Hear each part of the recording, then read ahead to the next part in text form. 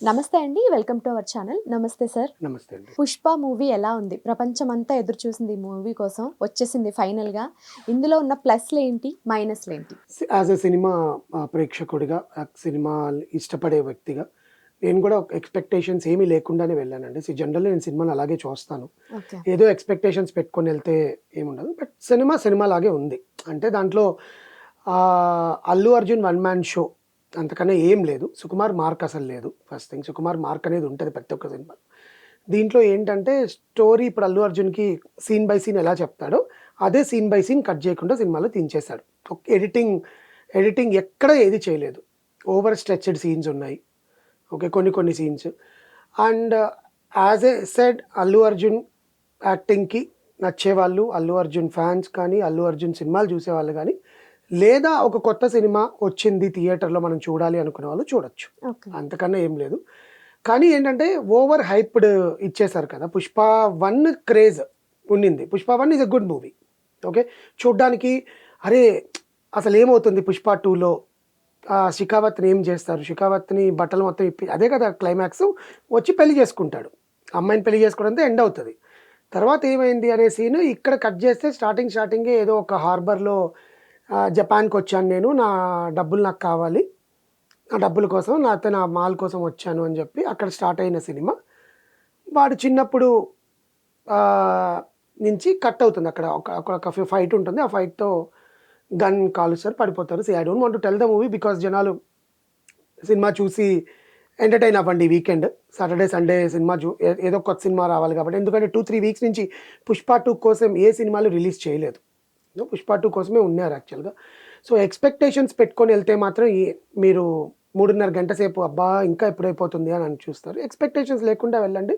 Cinema చూసేలాగొస్తారు. ఇందులో ఇంకా ప్లస్‌లు, మైనస్‌లు అంటే ఫస్ట్ ప్లస్ అల్లు అర్జునే అండి. ఎందుకంటే డైరెక్టర్ ఏదైతే చెప్పాడో అదే ఆయన చేశాడు. ప్లస్ తన మేనరిజమ్స్, తన ఫేస్ ఎక్స్‌ప్రెషన్స్ ఒక్క సీన్‌లో మాత్రం ఒక డ్రంకర్డ్ అంటే ఫుల్ ఒక 4, 5 బాటిల్లు తాగేసి కడుపులో ఉండే బాధని కోపంగా మార్చుకుంటే ఎలా ఉంటది అనే ఒక సీన్ ఉంటుంది. ఆ సీన్‌లో మాత్రం ఎవరైనా అల్లు అర్జున్‌ని చూస్తే ఇట్స్ ఎ న్యాచురల్ యాక్టింగ్. అంటే యాక్టింగ్ చేయట్లేదు తాగినట్టుగా. ఇట్స్ న్యాచురల్‌గా వచ్చినట్టే ఉంటుంది. కానీ కొన్ని ఓవర్ రేటెడ్ సీన్స్ ఉన్నాయన్నమాట. అంటే ముందు ప్లస్‌లు చెప్పేసాక మైనస్ చెప్తాను. So, Allu Arjun garu is the first biggest plus point for the movie. And second వచ్చి characterization of the wife and husband. అంటే శ్రీవల్లిని తను ఎంత ఇష్టపడి ప్రేమించి పెళ్లి చేసుకుంటాడో, ఆ అమ్మాయి కూడా అట్లే ప్రేమించి పెళ్లి చేసుకుంటదో. సెకండ్ పార్ట్‌లో ఒక వైఫ్ అండ్ హస్బెండ్ క్యారెక్టరైజేషన్ అంటే ఏంటి? ఆ వైఫ్‌కి ఏం కావాలన్నా పుష్ప. ఆ వైఫ్ తర్వాత ఎవరైనా. ఓకే. వైఫ్ ఏదన్నా అదొకటి. అండ్ ఏదైతే ఆహ్, తనకొక ఐడెంటిటీ లేదు ఫస్ట్ పార్ట్‌లో నుంచి తనకి ఐడెంటిటీ కోసం పోరాడుతుంటాడు. ఎవరైనా మీ తండ్రి పేరు చెప్పండి, గోత్రం పేరు చెప్పండి అన్నా కూడా అవి లేవంటారు. సో, దాన్ని ఈ సినిమాలో పూర్తి చేశారనమాట. సో, ఐడెంటిటీ పార్ట్ అనేది. అండ్ సాంగ్స్ ఆబ్వియస్లీ మనం చూసాము. 'సూసేకి' సాంగ్ కానీ, 'దేవిశ్రీ ప్రసాద్' గారి మ్యూజిక్. కానీ ఆహ్, అంటే జనాలకి వినడానికి ఎంత బాగుందో విజువల్‌గా 2, 3 సాంగ్స్ మాత్రమే బాగున్నాయి. First song obviously 'Pushparaj' songs మనం 'దాక్కో దాక్కో మేకాకి' ఎంత ఎంజాయ్ చేసామో దీంట్లో 'పుష్పరాజ్' అనే సాంగ్‌కి ఎంజాయ్ చేయలేం. ఎందుకంటే ఇట్స్ ఎ మాంటేజ్ సాంగ్ అనమాట. ఆ సాంగ్‌లోనే తను ఏం దందాలు చేస్తున్నాడు, డబ్బులు ఎట్లా వస్తున్నాయి, ఎవరితో ఏం మాట్లాడుతున్నాడు, వైఫ్‌తో ఎలా ఉంటాడు, అమ్మతో ఎలా ఉంటాడు, ఇయన్నీ కూడా ఆ సాంగ్‌లో చూపించేశారనమాట. So, songs wise it's a fourth position ఇస్తాం. సినిమాటోగ్రఫీ ఆబ్వియస్‌గా బానే ఉంది. కొన్ని సీన్స్ డల్‌గా ఉన్నాయి. బికాజ్ ఆఫ్ ద ఆ లైటింగా లేకపోతే ఆ నైట్ ఎఫెక్ట్ రావాలనుకున్నారా ఏమో తెలీదు గానీ, జనాలకి కొంచెం అంటే ఎల్ఈడీ స్క్రీన్‌లో చూసి డాల్బీ అట్మాస్‌లో విన్న వాళ్ళకి ఒక రకంగా ఉంటది. ఇప్పుడు నార్మల్ థియేటర్స్‌కి వెళ్ళినప్పుడు ఖచ్చితంగా డల్‌గానే కనిపిస్తుందది.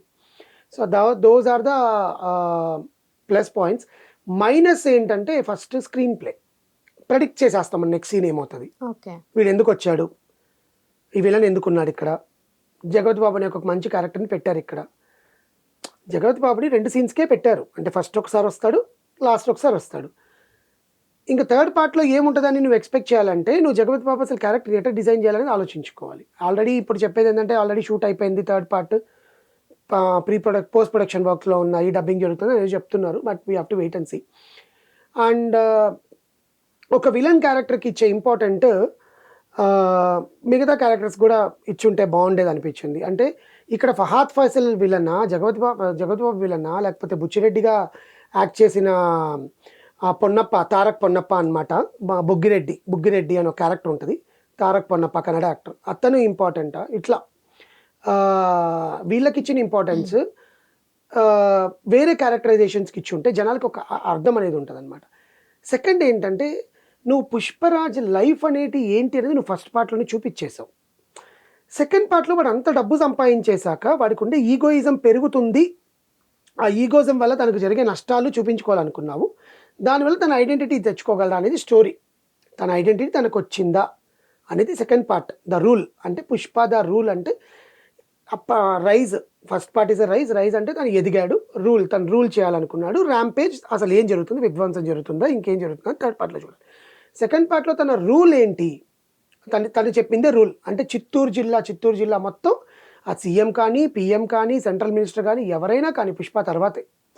దట్ ఈజ్ ఆక్వర్డ్ కదా. ఆబ్వియస్లీ నువ్వు ఒక స్మగ్లర్ని తీసుకొచ్చి, స్మగ్లర్ ఒక జిల్లాని లేకపోతే స్టేట్ని శాసించే దాన్ని it's not realistic generally. Because CM పక్కన నిలబడి నువ్వు ఫోటో తీయించుకోవడానికి స్మగ్లర్గా నువ్వు పనికిరాని అతనివి. నువ్వు స్టేట్ సీఎంని మార్చావు, నీ ఫండ్స్ ఇచ్చి మార్చావు, దట్స్ కరెక్ట్. బట్ నువ్వు రూల్ చేయడం అనేది కొంచెం రియలిస్టిక్గా లేదనమాట. సో కొన్ని జనాలకి ఆ ఎమోషన్స్ అనేవి కనెక్ట్ అవుతాయి కదా. ఆ ఎమోషన్స్ ఆ రియలిస్టిక్గా లేనప్పుడు కనెక్ట్ అవ్వవు. బట్ మనం సినిమాలాగా చూస్తే కనెక్ట్ అవుతుంది జనాలకి. ఎమోషన్స్ బాగాలేదండి. ఎమోషన్స్ అదే చెప్తున్నానండి. ఇప్పుడు ఒక రియలిస్టిక్గా జరుగుతున్న ఎమోషన్స్ వేరు, ఆ కరెక్ట్గా సీన్కి కావాలి, అది అతికిచ్చినట్టు ఎమోషన్. ఇప్పుడు క్లైమాక్స్ సీన్, తన ఇంటి పేరు తనకు వచ్చింది క్లైమాక్స్. అది ఇప్పుడు నేను ఎలా వచ్చిందని నేను చెప్పాను, కానీ ఇట్స్ ఎ క్లైమాక్స్. ఆ క్లైమాక్స్లో నువ్వు బ్యాక్గ్రౌండ్ మ్యూజిక్ దేవిశ్రీ ప్రసాద్ గారు ఇచ్చింది. ఆర్యా 2, మన్మధుడు, అన్ని సినిమాల్లో ఉండే మ్యూజిక్కే సేమ్ బ్యాక్గ్రౌండ్ మ్యూజిక్. జనాలు కనెక్ట్ అవ్వాలి కదా, ఆ మ్యూజిక్కి కనెక్ట్ అవ్వాలి. సేమ్ మ్యూజిక్కే ఉంటుంది. మీరు సినిమా చూస్తే ఆబ్వియస్గా మీకు ఏమో ఈ మ్యూజిక్ దేవిశ్రీ ప్రసాద్ ఎక్కడో ఇచ్చాడు, సొంతం సినిమాలో ఇచ్చాడు. అలాంటి మ్యూజిక్స్ ఉన్నాయన్నమాట. ఆ బీజిఎమ్స్. తమన్ బీజిఎం ఎలా ఉందండి? తమన్ది ఒక్కదానికే బీజిఎం అండి. అదేంటి క్లైమాక్స్ ఫైట్కి అనుకుంటాను. బికాజ్ ఎందుకంటే పేర్లలో తమన్ నేమ్ రాయలేదు. ఆన్ స్క్రీన్ తమన్ నేమ్ లేదు. On screen background score and music Devi Sri Prasad అనే ఉంది టైటిల్స్లో. Maybe I might missed it. ఎవరైనా చూస్తే కింద కమెంట్ చేయండి ఎక్కడ పెట్టారో తమన్ అనేది.